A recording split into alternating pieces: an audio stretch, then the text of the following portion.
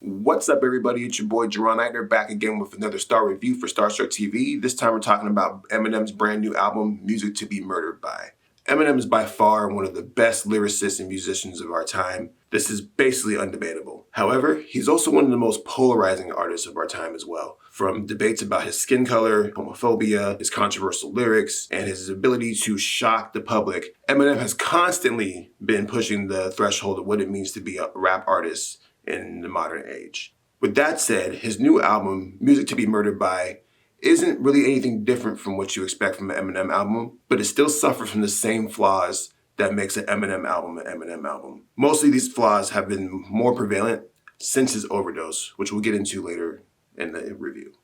Well, let's get into it. First, I want to talk about the highlights of this album. The best thing about this album, in my opinion, are the guest features on this album. Verses from Royce da 5'9", Young Ma, Black Thought, chorus from Q-Tip. There's a pretty star-studded array of artists, including a cameo from Juice WRLD. This really is probably one of the most driving factors of this particular project. And it's kind of telling that Eminem knows when he needs to go ahead and let somebody else do the heavy lifting. On the song Ya Ya, for example, Black Thought drops arguably the best verse in the entire album. And this is despite the fact that Eminem is doing super rapid fire, breaking record bars and all kinds of crazy stuff. Black Thought keeps it simple over a traditional boom bap hip hop with a hard-hitting verse that's easily one of the best things I've heard in recent years. And he outshines Eminem's entire album with that one verse. Royce da 5'9" does something similar. Royce da 5'9" shines bright on this album, and it actually makes me really excited for his upcoming album, Allegory. The verses that he trades with Eminem are some of the best I've heard from him recently, although his verse on Ya Ya does seem a little bit phoned in, and maybe it's because he knew that he was going to be going up against Black Thought and didn't want to try to compete. The production on this album is top-notch, and honestly, knowing that Eminem was at the helm of this production is pretty incredible because we get some of the best production that Eminem has ever produced throughout his entire career. He assembled a pretty strong team. He has his staples, Dr. Dre and Louis Resto, but he also recruits people like D.A. Domain, who give him a really unique sound. So D.A. Domain actually produced Tyga's Taste, famously spoofed by Joe Budden with the do-do-do. You've heard the song. I'm not even sure if I can sing the whole thing and not get struck by copyrights because YouTube's wild. But anyways, that same producer who made that beat made the song Those Kind of Nights, co-produced it with Eminem. And what I find interesting about that song is that, and even Eminem says it himself on the opening lines, is that this beat takes me back to my D12 days. And when I first heard that song, I felt the same. Eminem sounds comfortable in the song. He sounds happy. He's having fun. He's doing the things that we know Eminem can and only Eminem will do. It's something that I really kind of miss from Eminem. And I think that this is the Eminem that I want to see more of, is Eminem having more fun, Eminem kind of showing off a little bit. And I'm not talking about rapping fast on tracks or saying, diss tracks or rappers that no one cares about. I'm talking mostly about the fact that Eminem, as an artist, when he first came onto the scene, had a sense of goofiness to him. A little bit of corn, but not dad jokes like he does in his bars now. It was all in the energy of how he presented himself. This is clear in his videos. This is clear in his bars. He was having fun with the music. Those Kind of Nights, Marsh, Little Engine, Lock It Up. There's a lot of instances on this album where Eminem is clearly having a great time making the music that only he can make. And the key to all this, that makes this album one of his best in recent years, is the fact that he is showing more and more glimpses of having fun and enjoying the time that he has left on this earth. On the flip side of that, one of Eminem's biggest flaws is that he always tries to cater to an audience, whether it's his female fans talking about love stories or his horrorcore raps that he does. Eminem always tends to overfill his album with things that he feels that his audience needs to hear, instead of just focusing on music where he is clearly just enjoying himself. Like the song for Unaccommodating, it's an interesting attempt to cater to an audience that Eminem has never tried to cater to before. He has young M.A. on the track. It's a very interesting approach. Now, I'm not saying that the song is bad. It's just not necessarily a song that Eminem needs to be doing at this point in time in his career. But that said, it is interesting to see Eminem stretch himself. On a song like Lock It Up with Anderson .Paak, that is a really good example of Eminem taking the time to, understand the intricacies of a modern day hip hop beat. but at the same time, giving it the flavor and the energy that makes it a unique Eminem song. Plus, you're collaborating with one of the hottest artists of our time. It's a perfect balance in the direction that Eminem can really find as he continues to release more music in an older age, which is another part about it too. Age plays a big factor in all this. My nephews and my nieces probably don't really listen to Eminem at all whatsoever.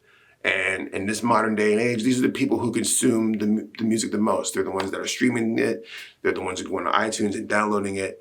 And so it's really interesting for older artists to try to navigate in a world where that is the new norm. Eminem understands this. That's why you have the collaboration with Juice WRLD, because he needs to reach an audience that are going to listen to his music, and maybe then he'll open them up to new horizons and new experiences with his other music. With that said, Eminem is still struggling with finding the right balance to create the music where he feels 100% comfortable and also being able to find a new audience. This album is a step in the right direction. I like to break Eminem up into two different types of Eminem. So you have pre-overdose Eminem and post-overdose Eminem. So sober Eminem versus drug Eminem, I guess we'll call him. And what's interesting about these two dynamics is that I see his career as definitely a peaks and valleys situation, with his lowest point being the release of Encore and his overdose, and then the time he took off that led to Relapse, and then you start to see this upward arc. With that said, I like Relapse as an album. I enjoy most of his releases for the most part, but a lot of them don't age well because a lot of times he's catering to certain crowds and certain audiences. Music to be Murdered By is his best album in his post-overdose sober era. I still think he has some kinks to work out. I still think he needs to be able to figure out exactly what it takes to continue to create cohesive concept albums that resonate in a way that gets his point across without feeling like he has to bog himself down. This album came out to 20 tracks. Within these 20 tracks is a good 10-track Eminem album that would probably be held up against his quote-unquote pre-overdose era albums. It's interesting to watch because hip-hop is a relatively new genre in music, and artists like Eminem are navigating brand new waters. So we really can't fault him for trying new things. But from an entirely objective perspective, he still needs to find a way to continue to tell us his story and his evolution without making it seem like he just wants us to listen to him.